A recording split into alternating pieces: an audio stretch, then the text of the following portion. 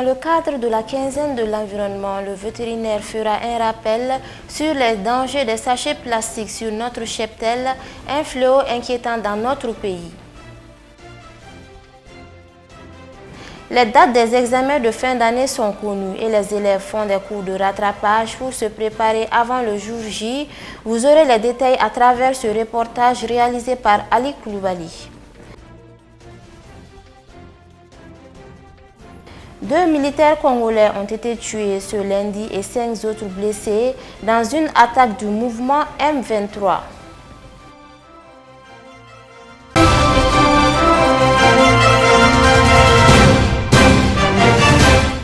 C'est toujours un plaisir de vous retrouver sur Niata TV. Mesdames et messieurs, bonsoir et bienvenue dans cette édition.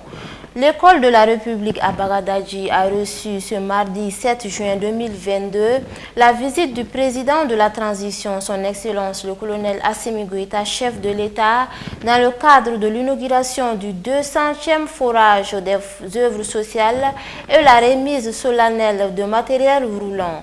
Des œuvres de bienfaisance issues du Fonds de souveraineté du chef de l'État. 4 minibus et 1 pick-up ont été remis solennellement par le président Goïta à la Fédération malienne des personnes handicapées et à l'Office national des pupilles de la République. Le centre de santé de référence de la commune 4, le centre hospitalier universitaire de Kati, l'Institut national de santé publique ont reçu pour leur part des groupes électrogènes. Lors de cette cérémonie qui coïncide avec l'an 1 de son investiture en tant que président de la transition, le chef de l'État a félicité l'équipe des œuvres sociales pour la réalisation de 200 forages au profit de nos populations. Il a salué l'engagement de sa conseillère spéciale, le colonel Badjalo Touré et son équipe pour avoir été au plus près de nos populations, souvent en bravant l'insécurité. Le président Goïta estime que la vocation première d'une autorité est d'assurer le bien-être de la population. C'est lors des patrouilles sur le théâtre des opérations que le chef de l'État a été inspiré par cette initiative d'aide aux populations. Toutes ces actions dans le cadre des œuvres sociales complètent celles du gouvernement et vont continuer jusqu'à la fin de la transition, a rassuré le président de la transition, son Excellence le colonel Assimi Goïta, chef de l'État. Dans un décret co-signé par le président de la transition, chef de l'État, le colonel Assimi Goïta et son premier ministre, Dr Shogel Kokala Maïga, la durée de la transition est fixée à 24 mois. Ce nouveau délai de la transition court à compter du 26 mars 2022, ce qui signifie que nous sommes à 21 mois de la fin de la transition malienne. Les explications avec le porte-parole du gouvernement, le colonel Abdoulaye Maïga. Au nom de nos plus hautes autorités, j'ai l'insigne honneur de délivrer la teneur du décret numéro 2022-0335/PTRM du 6 juin 2022, fixant la durée de la transition.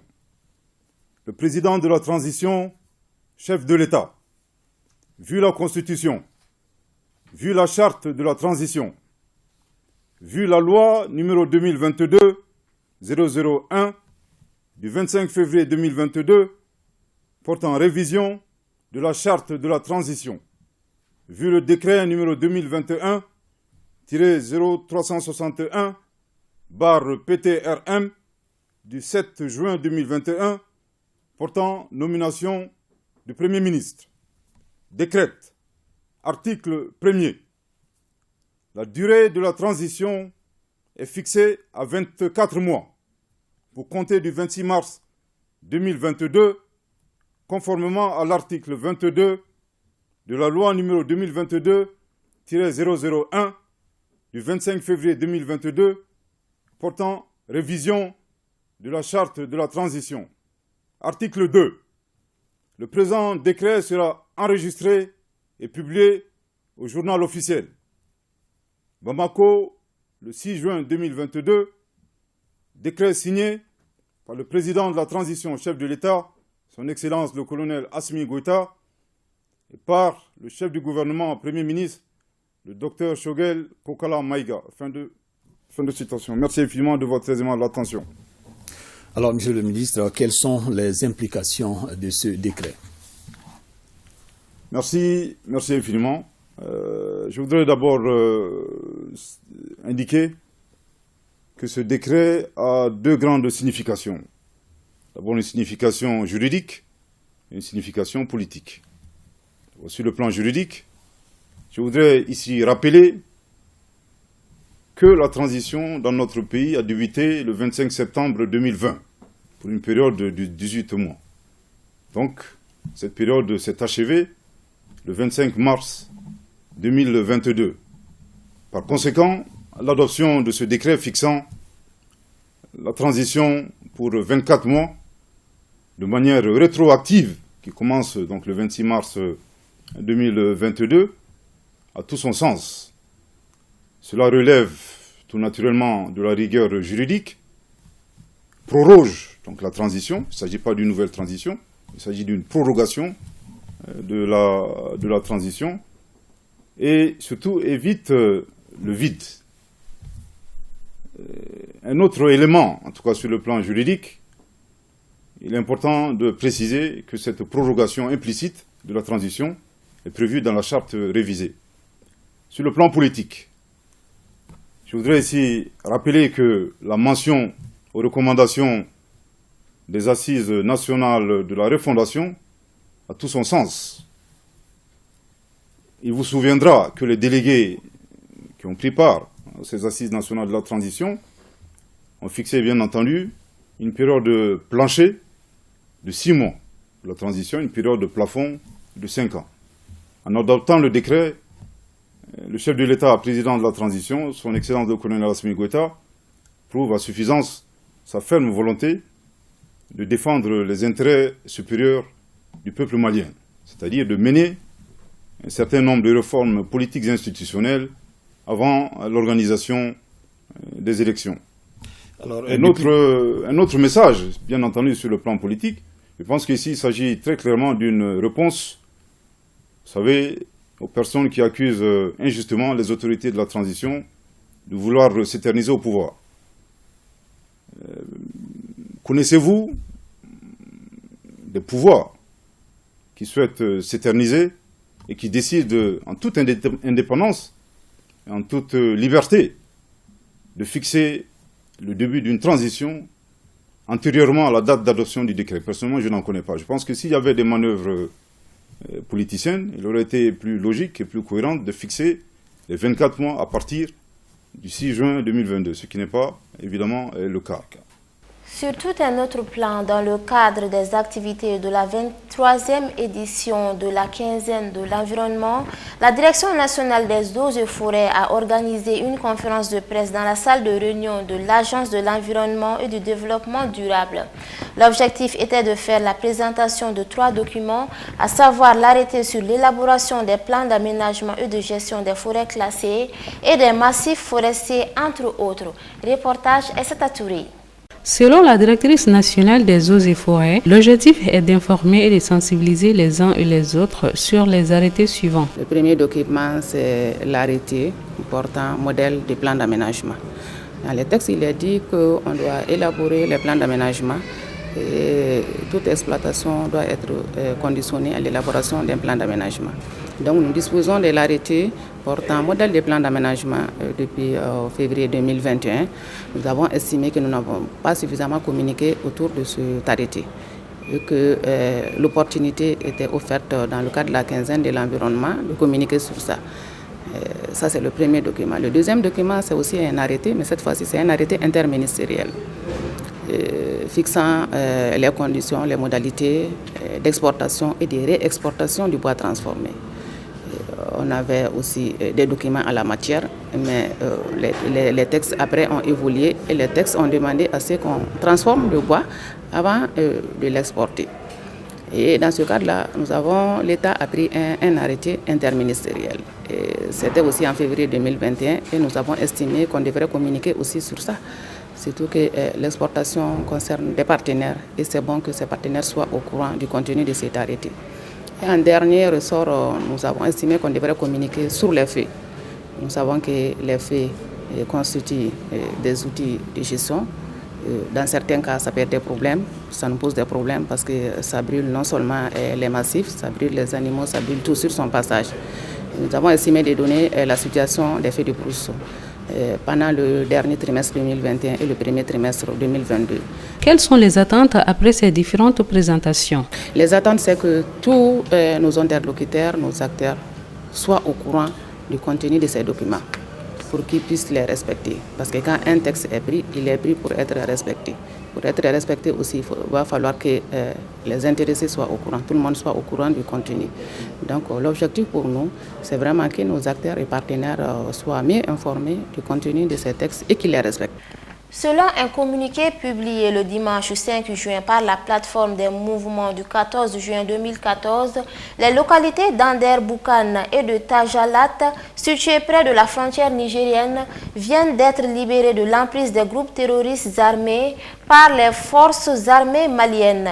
Après de violents combats engagés par l'armée malienne, soutenus par les éléments de la plateforme des mouvements du 14 juin 2014 d'Alger contre les terroristes de l'État islamique au Grand Sahara. C'est une opération de sécurisation des personnes et des biens lancée par les FAMA dans la ligne frontalière avec le Niger qui aurait permis de repérer les bases de l'État islamique au Grand Sahara installées. Suivons les détails.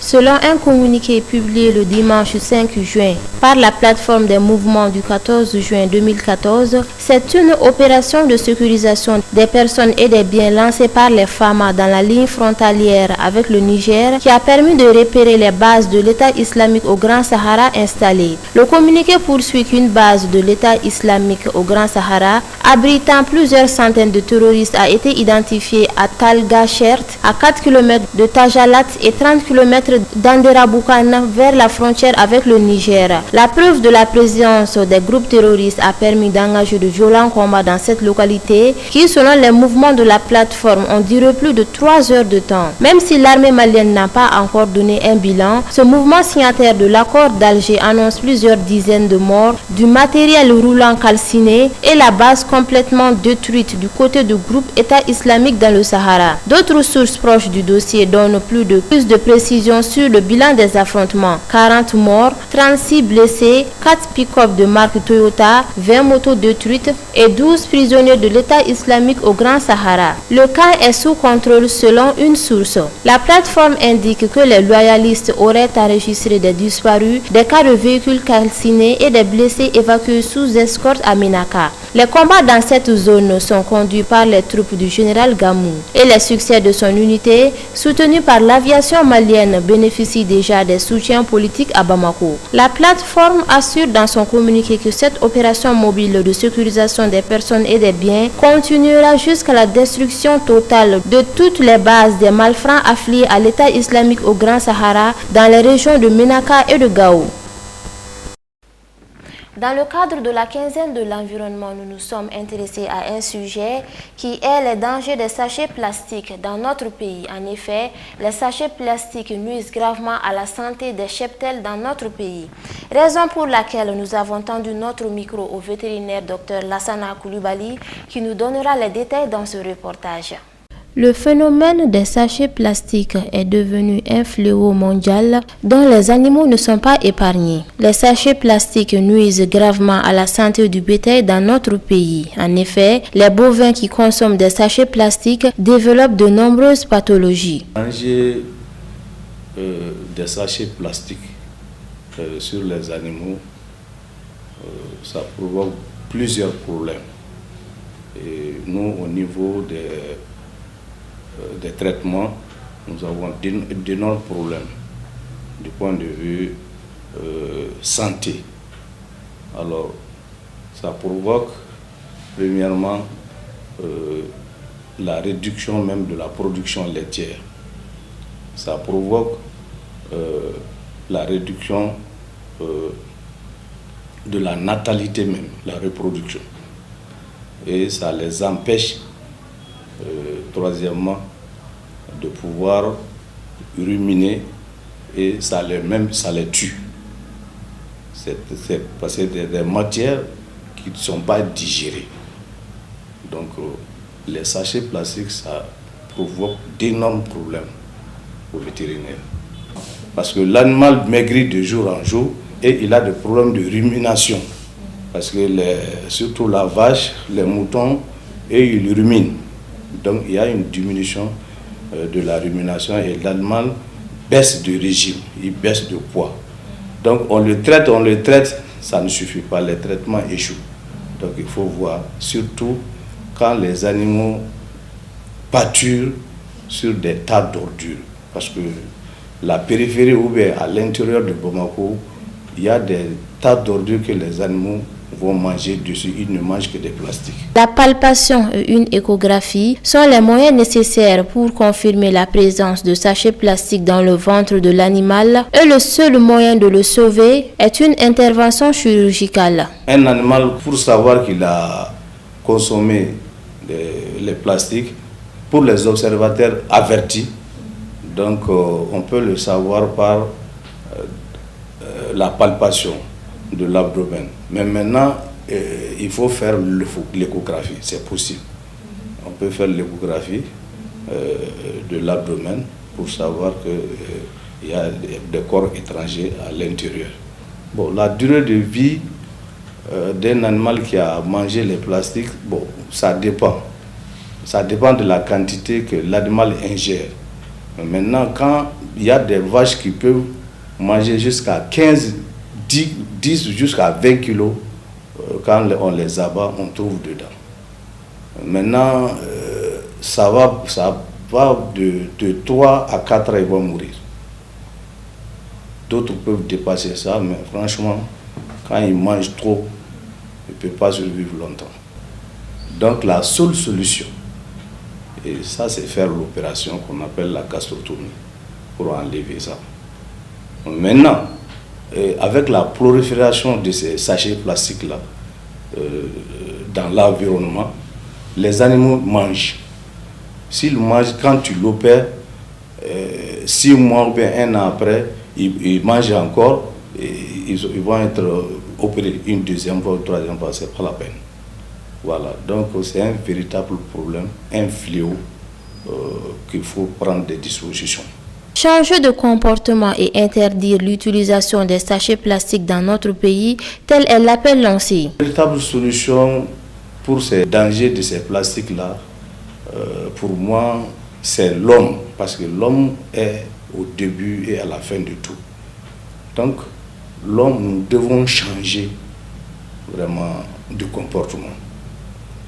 Et deuxièmement, les habitudes là, des sachets plastiques là, on doit abandonner.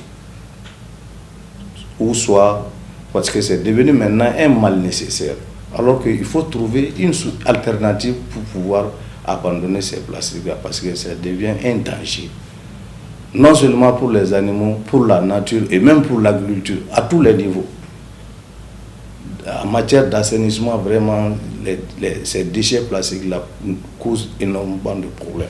L'État a pris des lois pour lutter contre ces plastiques-là. Bon, ces lois-là doivent être appliquées parce qu'on doit interdire même la production et même l'importation de ces sachets plastiques-là, les remplacer avec des sachets en papier, soit des sachets biodégradables.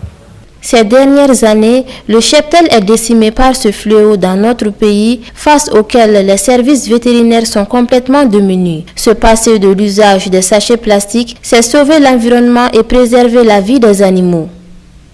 Comme je vous en parlais dans les titres, les examens de l'année scolaire 2021-2022 vont démarrer le 27 juin prochain sur toute l'étendue du territoire national. Pour ce faire, des écoles du district de Bamako et de l'intérieur du Mali organisent des cours de rattrapage et d'autres cours spéciaux afin d'aider les candidats à se préparer davantage avant le jour J. Cela fut le cas du complexe scolaire Mafa de Rojambougou que la Niata TV s'est intéressée. Ali Koulibaly et Salif Niari. À l'approche des examens de fin d'année, que ce soit le DIEF ou le baccalauréat, des écoles dans le district de Bamako et d'ailleurs adoptent des plans marchaux pour aider les candidats à réussir aux différents examens sans difficulté. Cela fut le cas du complexe scolaire Mafa de Yirimadion à Yoro-Diaboku, où la direction, en complicité avec le corps professoral, ont initié une stratégie pour mieux aider les candidats. Effectivement, nous tendons vers la fin de l'année. Alors, bientôt les examens de fin d'année. Les épreuves anticipées du DEF ont même déjà commencé. Les épreuves écrites sont prévues pour la fin de ce mois et suivront les autres examens. Alors, à ce sujet, il appartient donc aux autorités scolaires et surtout à nous, promoteurs d'établissements, à nos enseignants, de prendre toutes les dispositions utiles pour que ces examens puissent se dérouler dans de très bonnes conditions. En ce qui concerne plus particulièrement le complexe scolaire Mafa de Yirimadion ici, alors toutes les dispositions sont quand même prises pour que vraiment tout se passe bien. Et il est d'ailleurs de coutume à l'école Mafa, un mois avant le DEF, alors nos enseignants organisent des cours de rattrapage à l'endroit des candidats du DEF. Ces cours ont déjà commencé il y a plus d'une semaine, alors donc ils vont se continuer jusqu'au jour du DEF. Et nous le faisons parce que nous pensons que c'est bon pour les enfants. Parce que généralement, quand tu laisses les enfants d'eux-mêmes, s'il n'y a pas de cours, bon, ils se divertissent trop, ils oublient. Donc c'est pourquoi nous avons jugé nécessaire d'organiser ces cours pour que les enfants puissent continuer à garder la température de l'école, pour qu'ils ne perdent pas vraiment le fil. Si le promoteur de l'école Mafa, Alou Koulibaly, s'attelle à affirmer l'engagement des professeurs à gagner le pari, les élèves de leur côté encouragent leurs semblables à être sereins. Il affirme d'être au top avant les jours J. Oui, les cours, ça se passe bien. Je comprends les matières qui me semblent difficiles, quoi. Oui, je suis prête pour l'examen quand même. Oui, les cours privés, ça me va. Bon, moi je conseille les parents d'élèves d'inscrire leurs enfants à l'école parce que l'éducation est très importante pour les enfants. Bon, quand tu es éduqué aussi, tu peux avoir beaucoup de choses. Tu peux être des grandes personnes dans les jours à venir. Donc l'éducation est très bonne pour la petite. J'encourage les élèves à apprendre leurs leçons parce que je fais pareil. Et je sens que je suis prête pour mon examen. Oui, surtout les matières scientifiques, c'est là-bas que les élèves ont des difficultés. Par exemple, la physique, chimie et les mathématiques. Bon, je vois que je comprends beaucoup. Pour preuve de confirmation, les encadreurs de ces enfants disent avoir terminé avec le programme de l'État. Selon eux, les candidats de l'école de Mafa n'auront aucun problème avec les sujets des différents examens. Bon, en fait, on a fait de notre mieux déjà. Les enfants sont déjà prêts juste pour affronter cet examen. On a déjà tout préparé. Et on a pu terminer avec les programmes de l'année scolaire. Puis nos élèves aujourd'hui, et vraiment on peut beaucoup compter sur eux. On est en train d'abord de donner des conseils aux enfants parce que les examens sont proches. Donc il faut au quotidien faire beaucoup d'exercices, surtout en maths, physique, chimie. Apprendre les leçons, cesser de s'amuser. Et les parents aussi, il faut qu'eux aussi ils nous aident vraiment à contrôler ces enfants-là. Parce que quand les enfants quittent l'école pour aller à la maison, il faut que les parents s'impliquent pour nous aider. Voilà, il ne faut pas laisser les enfants faire ce qu'ils veulent, hein, surtout à l'approche des examens. Donc, quand tu vois ton enfant en train de jouer, ou bien regarder la télé, ou bien manipuler les téléphones, donc il faut parler aux enfants. Vraiment, c'est le moment d'apprendre les leçons. Les élèves suivent pertinemment le cours, donc on peut, sans se tromper, affirmer qu'ils sont prêts pour le moment. Bon, pas de pronostic quand même, hein. On peut espérer. Sur les 100, peut-être, on peut avoir 40 à 45% d'admis. Ça, c'est selon l'espérance vu aussi, si on regarde leurs compétences encore, hein, on peut affirmer ça sans pour autant se tromper.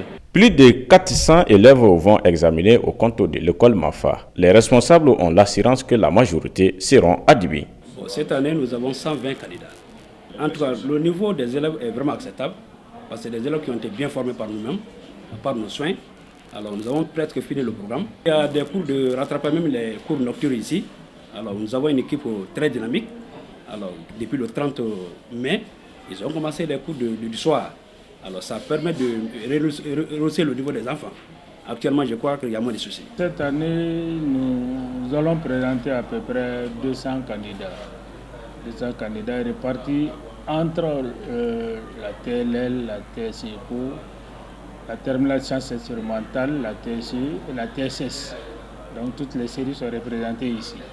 Bon, le niveau c'est acceptable, je vais dire comme cela. Et cette année, c'est une année qui est différente des autres années parce qu'on est arrivé au moins à épuiser le programme. Étudier normalement pendant l'année scolaire, il n'y a pas eu de sortie comme les autres années. Et les élèves, quand même, je pense qu'ils sont prêts pour affronter les examens. Bon, chez nous, quand même, on peut dire que l'année a été sauvée parce que cette année, il n'y a pas eu de sorties intensives chez nous. Donc, on peut dire que nous, on a fait une année complète. Et les professeurs ont déjà fini le programme. Et on a eu à faire les 3 trimestres. Donc ça veut dire que vraiment cette année, chacun a tiré son épingle de jeu. Sans éducation, le Malikoura tant chanté sera un rêve. Pour la réalisation de ce rêve, Alou Koulibaly lance un appel à l'endroit des autorités du Mali, des enseignants et les élèves eux-mêmes. Aujourd'hui, nous parlons du Malikoura. Nous parlons de la refondation de l'État. Et à mon avis, le premier pilier de la refondation, c'est l'éducation. Parce que tout part de là. Il faut que les acteurs de l'école se donnent la main. Les acteurs de l'école, c'est qui? C'est les autorités scolaires. Je veux parler du ministère, de tous les décideurs par rapport au système scolaire. Les enseignants, nous qui dispensons les cours, nous qui encadrons les encadreurs, les parents d'élèves, les élèves eux-mêmes qui sont au centre des efforts consentis et à consentir. Que chacun en ce qui lui concerne donne le meilleur de lui-même, comme les 5 doigts d'une main. Alors on dit chacun fait son petit métier. Donc il faut que par rapport à l'éducation, que tous les acteurs fassent leur petit métier. Et aux enseignants, que notre métier est un sacerdoce. À ce titre, il faut qu'on s'y donne. L'avenir des enfants dépend de ce que nous leur donnons comme cours en classe. Aux enfants eux-mêmes, comme je le disais tantôt, eux, ils sont le noyau, ils sont le centre de tous les efforts. Efforts consentis par les autorités scolaires, efforts consentis par les enseignants, efforts consentis par les parents d'élèves. Tout concourt à la réussite de ces enfants-là. Il faut qu'ils en soient conscients, en apprenant les leçons, en respectant les maîtres, en venant à l'école régulièrement. En un mot, manifester ce que nous appelons en pédagogie le comportement scolaire. Si la maladie de l'école malienne est une réalité, les enseignants de l'école Mafa seraient le bon médecin pour la soigner. C'est pourquoi ils sont engagés à léguer la bonne connaissance aux élèves.